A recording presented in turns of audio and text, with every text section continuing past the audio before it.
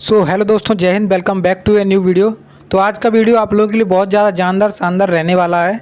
इस वीडियो में हम लोग एयरफोर्स अग्निवीर अग्निपथ के लिए जीके और जीएस का पार्ट 3 करने वाले हैं। इसमें वो क्वेश्चंस होंगे जो आपके एग्जाम्स में 100% बन सकते हैं, जहाँ से चांसेस बहुत ज़्यादा होते हैं क्वेश्चंस बनने के।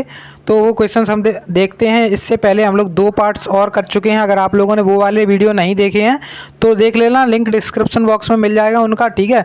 और इस क्लास की पीडीएफ आपको टेलीग्राम चैनल पर मिल जाती है। टेलीग्राम का चैनल का लिंक डिस्क्रिप्शन बॉक्स में दिया हुआ है, तो आप लोग वहाँ से जाके ज्वाइन हो जाओ। तो वहाँ पर आपको पीडीएफ मिलती रहती है। और मैं रागा का प्रैक्टिस सेट भी चला रहा हूँ अपने चैनल पर, तो आप लोगों ने वो वाले नहीं देखे हैं तो वो वाले भी आप लोग देख सकते हो, ठीक है।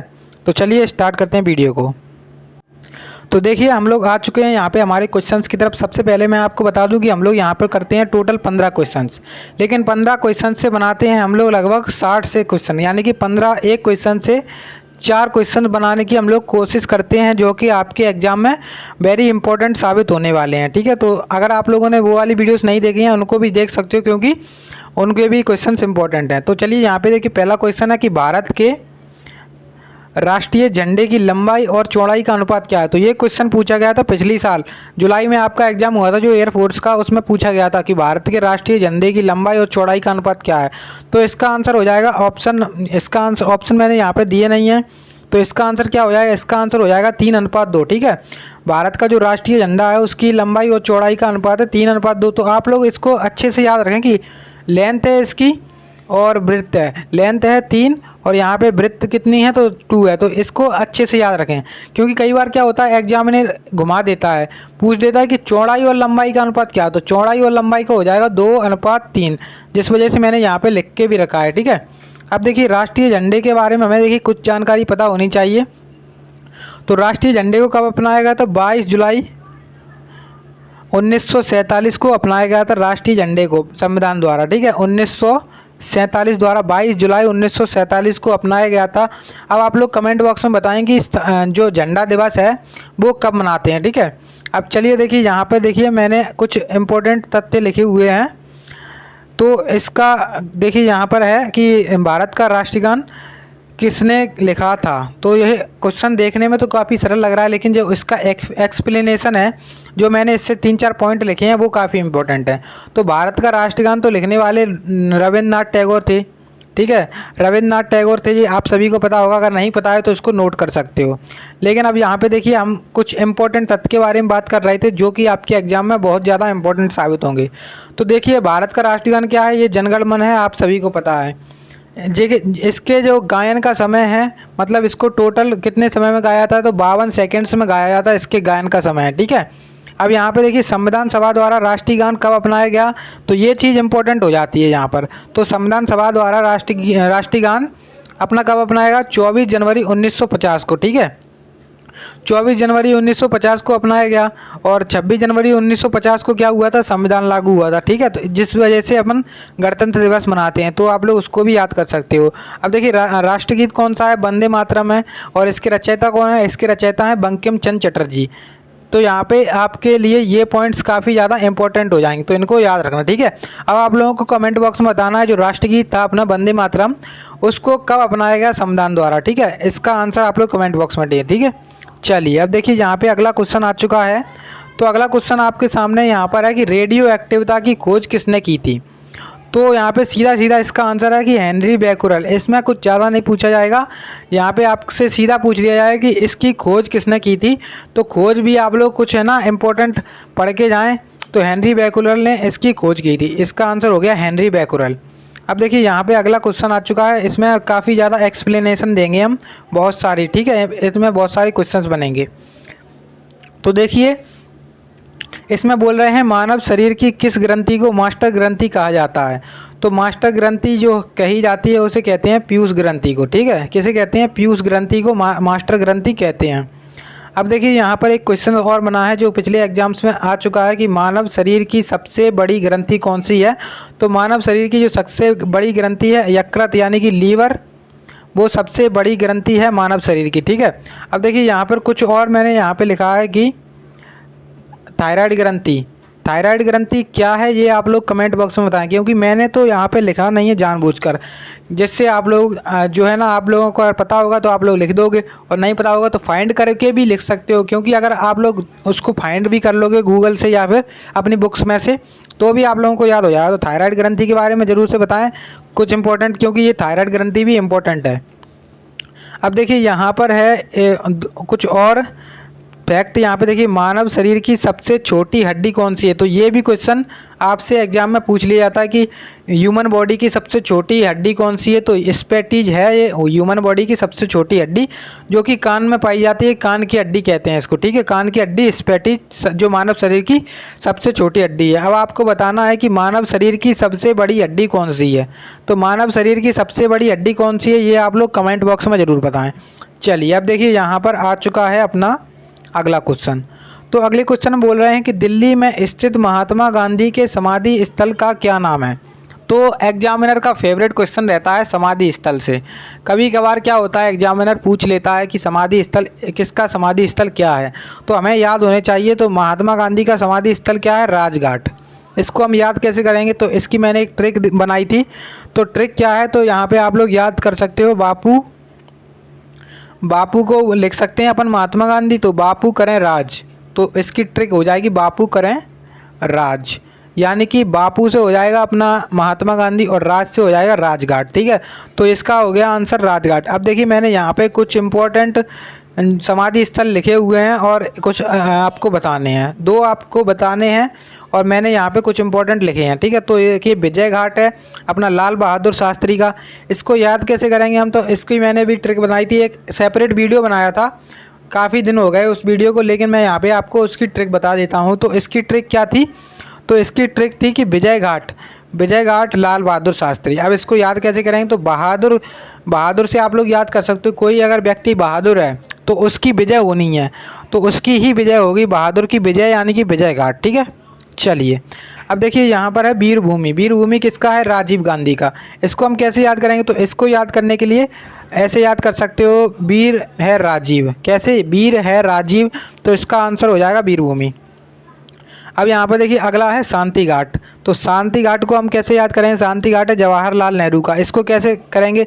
तो जवाहरलाल नेहरू को बोल सकते हैं चाचा, क्योंकि बच्चों के प्रिय थे ये, बच्चों को बहुत ज़्यादा प्रेम करते थे, तो इनको बोल सकते हैं चाचा, और चाचा रहे शांत। तो इसका आंसर हो जाएगा, चाचा से हो जाएगा जवाहरलाल नेहरू और शांत से हो जाएगा शांति घाट, ठीक है। तो इसका ये हो गया। अब देखिए, यहाँ पर अब है अगला शक्ति स्थल। अब इसमें देखिए, शक्ति स्थल इंदिरा गांधी का समाधि स्थल है। अब शक्ति स्थल को कैसे निकालेंगे? तो शक्ति स्थल है इंदिरा गांधी का समाधि स्थल, तो इंदिरा गांधी का समाधि स्थल, इसकी ट्रिक हो जाएगी इंद्र की शक्ति। तो इससे आप लोग याद कर सकते हो। बाकी में ये काफ़ी इंपॉर्टेंट ट्रिक है, जो आप लोग एक बार इस ट्रिक को पढ़ लोगे तो आप लोग इनको कभी नहीं भूलोगे। तो यहाँ पे हो जाएगा इसका आंसर शक्ति स्थल। आप देखिए, आपके लिए यहाँ पे मैंने 2 लिख के रखे हैं कि किसान घाट और चैत्रा भूमि। तो किसान घाट को और चैत्रा भूमि को आपको बताना है कि ये किसका समाधि स्थल है और ये किसका समाधि स्थल है, कमेंट बॉक्स में। चलिए देखिए, 6वां क्वेश्चन आ चुका है हमारे सामने यहाँ पर। तो इसमें बोल रहे हैं कि भारत की पहली रेल कहाँ से कहाँ तक चली थी? तो भारत की पहली रेल मुंबई से ठाणे चली थी। ये भी काफ़ी इम्पोर्टेंट है, और ये पूछेंगे अगर एग्जाम में कि कब चली थी, तो ये भी आप लोगों को याद रखें कि 1853 में चली थी। और ये अगर पूछ लिया जाए कि किसके शासनकाल में चली थी, तो लॉर्ड डलहौजी के शासनकाल में चली थी। अब इनको लॉर्ड डलहौजी को भारत में रेल का जनक भी कहा जाता है, रेल व्यवस्था का जनक भी कहते हैं लॉर्ड डलहौजी को, ठीक है। चलिए अब देखिए, मैंने यहाँ पे कुछ इंपॉर्टेंट एक फैक्ट लिखा हुआ है, उसको आप लोग याद कर लेना। तो भारत में सबसे पहली बार मेट्रो रेल सेवा किस नगर में चली थी, किस नगर में आरंभ की गई? तो ये कोलकाता में हुई थी। अब ये कब हुई थी, ये आप लोग बताएंगे मुझे कमेंट बॉक्स में, ठीक है। अब देखिए, यहाँ पर हम देखेंगे अगला क्वेश्चन आ चुका है। यहाँ पे अगला क्वेश्चन है कि भारत का प्रथम अंतरिक्ष यात्री कौन था? तो भारत का जो प्रथम अंतरिक्ष यात्री था वो थे राकेश शर्मा। कौन थे? राकेश शर्मा भारत के पहले अंतरिक्ष यात्री थे, ठीक है। और कब गए थे? ये 1984 में गए थे। अब देखिए, किस मिशन के तहत गए थे, आपको मिशन बताना है, किस मिशन के तहत गए थे। अब और ये किस उससे गए थे, जो आपका जो विमान होता है वो क्या बोलते हैं उसको, याद नहीं आ रहा है मुझे, जो आपका मतलब उसमें बैठ के जाते हैं अंतरिक्ष में, क्या बोलते हैं उसको, उस किस मतलब उससे गए थे विमान से, ठीक है, तो उसका नाम बताना है आपको।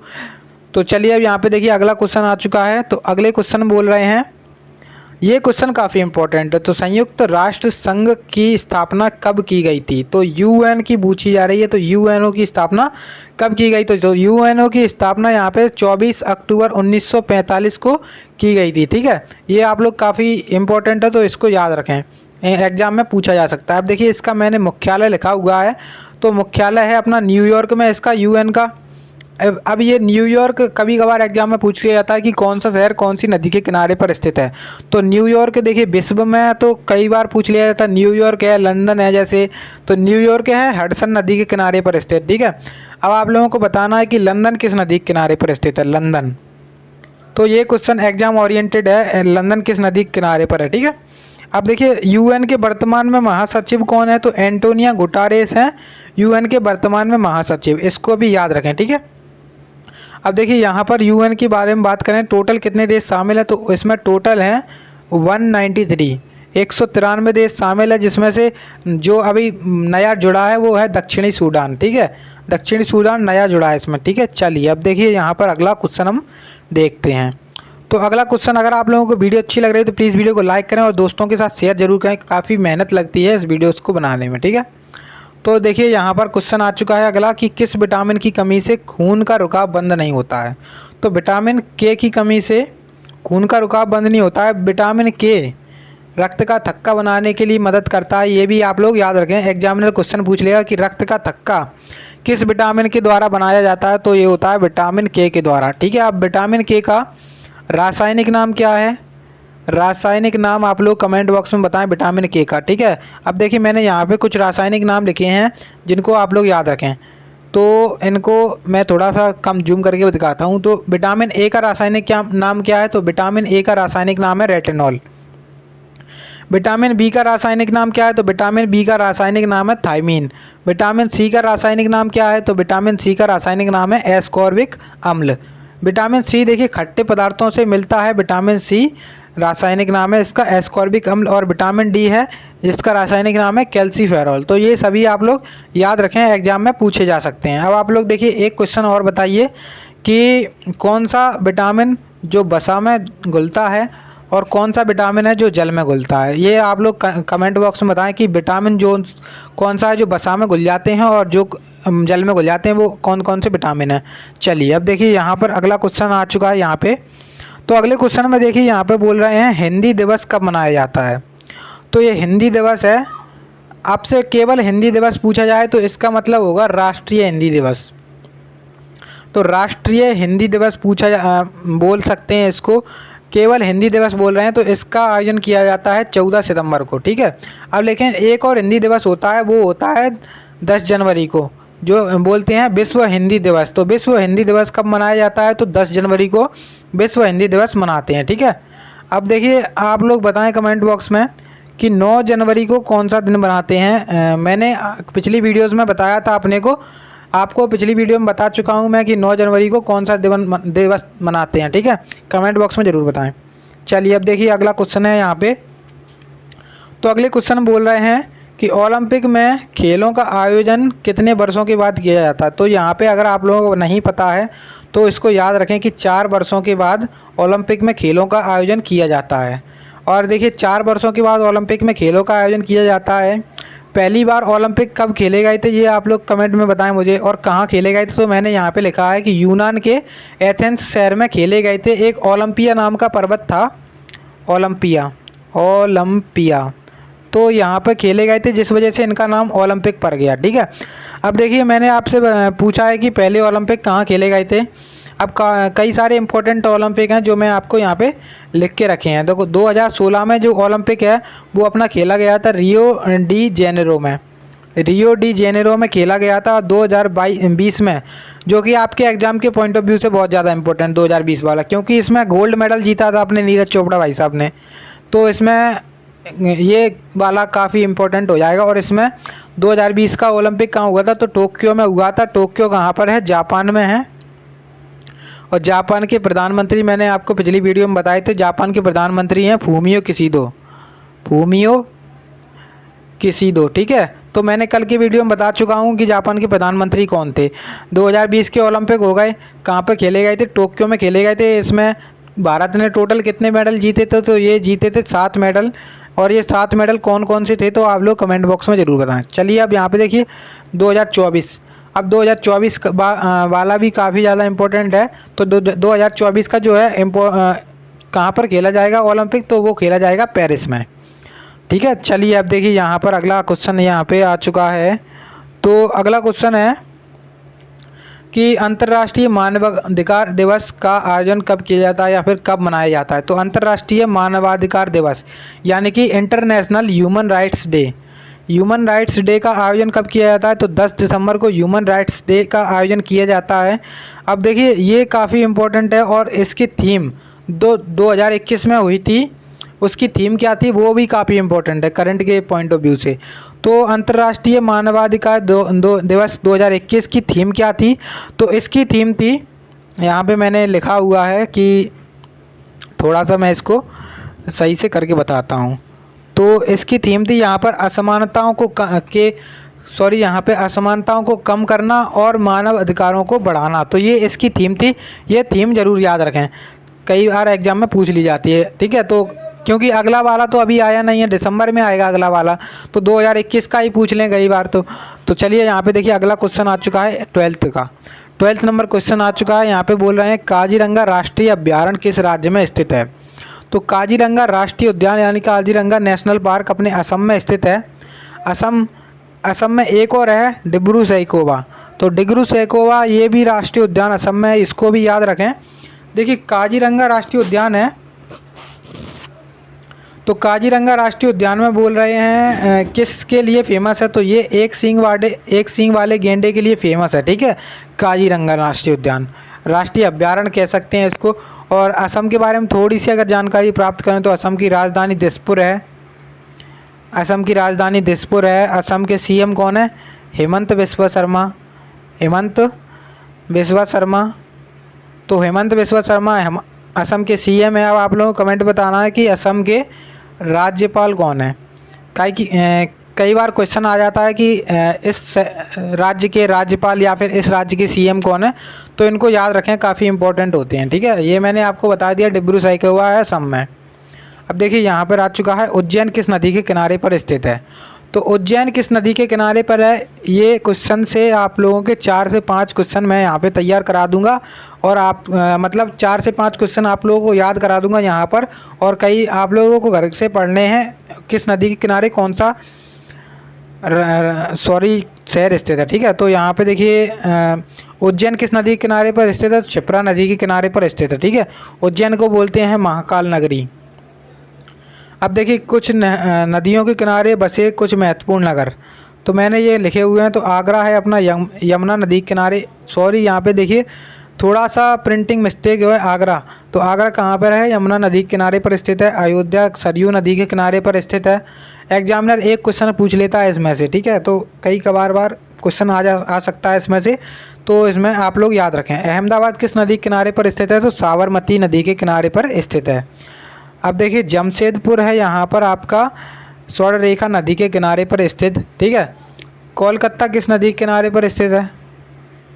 कोलकाता, तो कोलकाता किस नदी के किनारे पर स्थित है? तो ये मुझे आप लोग बताएं कमेंट बॉक्स में, क्योंकि आप लोगों की ड्यूटी बनती है इसको याद करें, इसको पढ़ें, ठीक है।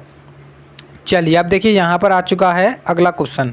अगले क्वेश्चन बोल रहे हैं हमारी आकाशगंगा का क्या नाम है? तो हमारी आकाशगंगा का नाम है मिल्की वे। देखिए ये क्वेश्चन है काफ़ी इम्पोर्टेंट, क्योंकि इस क्वेश्चन से पिछले सेट्स में हमने देखा एक क्वेश्चन काफ़ी बार आ चुका है। तो ये क्वेश्चन है इम्पोर्टेंट। तो मिल्की वे हमारी हो गई आकाशगंगा, मतलब हम लोग जिस आकाशगंगा के अंदर रहते हैं तो वो है मिल्की वे। अब यहाँ पे देखिए हमने कुछ जो अपने ग्रह हैं उनका क्रम लिखा है, तो उनको याद कर सकते हो आप लोग। सूर्य के बाद बुध, फिर शुक्र, फिर पृथ्वी, फिर मंगल, फिर बृहस्पति, फिर शनि, फिर अरुण, फिर वरुण। अब देखिए मंगल और बृहस्पति के बीच होते हैं यहाँ पर कौन से ग्रह? क्षुद्ध ग्रह। क्षुद्ध ग्रह अगर आप लोगों से पूछ लिया जाए कि क्षुद्ध ग्रह किन 2 ग्रहों के बीच होते हैं, तो क्षुद्ध ग्रह होते हैं अपने मंगल और बृहस्पति के बीच में, ठीक है।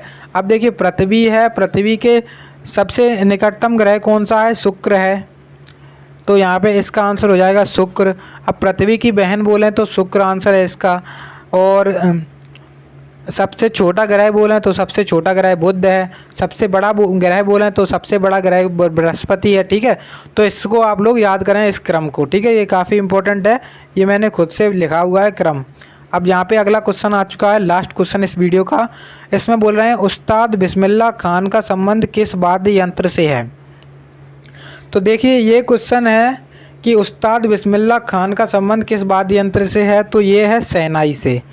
अब ये क्वेश्चन हमेशा एग्जाम में तो पूछा नहीं जाता, लेकिन जब भी पूछा जाता है जिसको याद होता है वही इसका आंसर लगा पाता है। क्योंकि देखिए इसमें कई सारे ऑप्शन हो जाते हैं, बांसुरी हो जाता है, सरोद हो जाता है, बहुत सारे ऑप्शन हो जाते हैं और आप लोग हो जाते हो कन्फ्यूज़। तो इसको आप लोग एक बार जो आपके बुक्स में होंगे किससे संबंधित, कौन सा वाद्य यंत्र से कौन से मतलब कौन संबंधित है, तो उसको याद रखना। तो बिस्मिल्लाह खान का संबंध है अपना शहनाई से। तो यहाँ पे हमारी हो चुकी है आज की वीडियो पूरी। अगर आप लोगों को वीडियो अच्छी लगी हो तो प्लीज़ वीडियो को लाइक करें और दोस्तों के साथ शेयर ज़रूर करें और चैनल को सब्सक्राइब कर लें, बेल आइकन को प्रेस कर लें, जिससे मैं जो भी वीडियो अपलोड करूँ तो सबसे पहले नोटिफिकेशन आपके पास चला जाए। तो चलिए मिलते हैं अगले वीडियो में, तब तक के लिए जय हिंद जय भारत।